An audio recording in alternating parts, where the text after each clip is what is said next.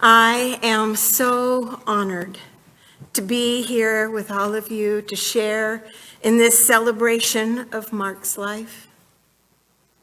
And I'm glad that Mary Ann chose this reading from the Book of Wisdom. It made both of us think of Mark. But the righteous man, though he die early, will be at rest. For old age is not honored for length of time, nor measured by number of years. But understanding is gray hair for men and women, and a blameless life is ripe old age. God's grace and mercy are with God's elect, and God watches over God's holy ones. This passage just seems to describe Mark to a T. I remember when I first met Mark and Mary Ann. I had recently been assigned to serve as deacon with Father Bruce and Deacon Chuck at St. John the Baptist. I was thrilled to be back home again among those I had served with during a wonderful internship. And before 2020, I don't know how it is now, but before 2020, our sharing of the peace was legendary. I know I tried to hug as many folks as I could, especially anyone I thought I might have offended in some way, which sadly is probably a lot of you at one point or another. But when Mark enveloped me in one of his big old bear hugs, man, I knew I had been hugged.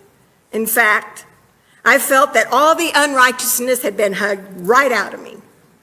And it was such a cleansing and heartwarming experience that, well, I was constantly looking for excuses just to get another hug from him. And thank goodness, Mary Ann was not the jealous type and was very generous and understanding about this wonderful gift that God had given to Mark. But that wasn't his only God-given gift. Mark's smile could light up the whole sanctuary, and his laughter was infectious. According to Mary Ann, Mark believed that no matter what the situation, there was always something to laugh about, and that's what they did. Laughter proved to be the best medicine when Mary Ann had her back surgery and later was diagnosed with breast cancer and beat it. Through Mark's illness and a myriad of other challenges that they faced together. And even on his last day, when they were prepping for the procedure, he was cracking jokes about the nasty stuff he had to drink. He had something funny to say each time the timer went off, and he had to drink more.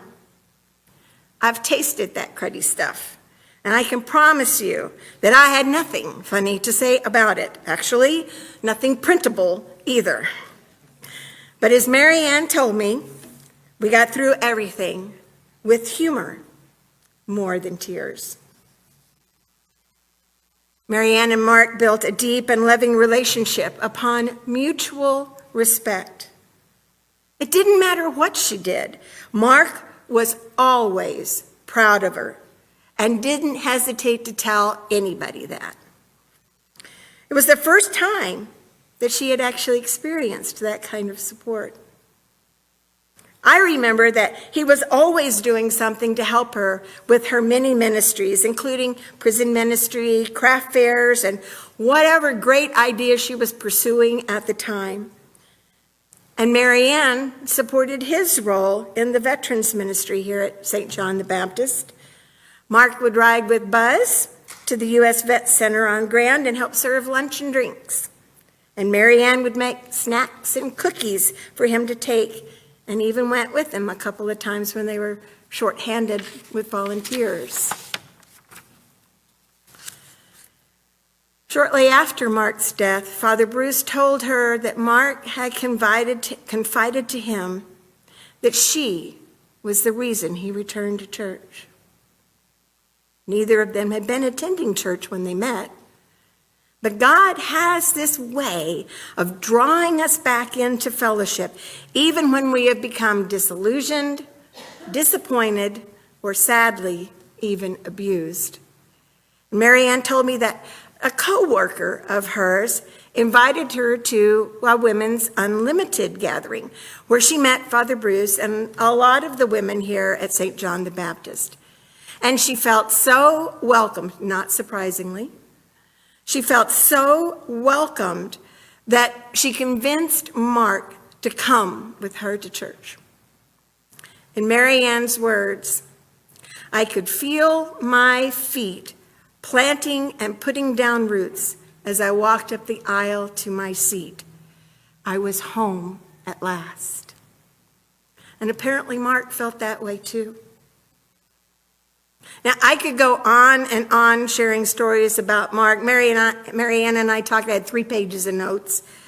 But let's return again to the passage from Wisdom that we read today and why it reminded both myself and Marianne about Mark. What is it that makes a person righteous? Do you know? Maybe the better question is, okay, what does being righteous mean? Anybody got an answer for that? I pulled out the dictionary, which is my go-to for sermons like this, because I don't know. And the dictionary offers many suggestions. It says virtuous, just, blameless, respectable, honest. Basically, a decent human being. So what can we do to become righteous? Well, as a deacon, it pains me to say that I don't think we become righteous by actually doing anything. Hang with me. I think righteousness is related to the choices we make, not necessarily the actions we take. Righteousness resides in our heart, and whatever is in our heart is what counts toward or against that righteousness. Our actions may be visible to those around us, but what's in our heart is known to God. We can try to fool ourselves and others into believing that we've led this virtuous, blameless, respectable, and honest life, but God knows that we have all fallen short.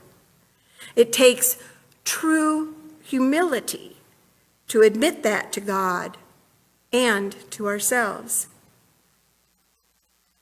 I believe that Mark was and is a righteous and humble man. That he tried to make the right choices whenever he could. That he made life better for those who had the privilege of falling within his shadow, no matter how short that time was. Did he make mistakes? Of course. Was he perfect? Absolutely not. But his heart was in the right place, and God was watching over him, walking with him every step of the way on his journey with us. As our psalm indicated today, and thank you, Tyler, for reading that, we are led like sheep to places where the good life awaits. We can choose to go along with God's plan for us, or we can flounder around making a right mess of things. Thankfully, God doesn't give up on us, continues holding out a helping hand, and rejoices when we actually take it. Hopefully, God's goodness and mercy will follow us all the days of our lives, as they did in Mark's case. And now, he dwells in the house of the Lord forever. Amen.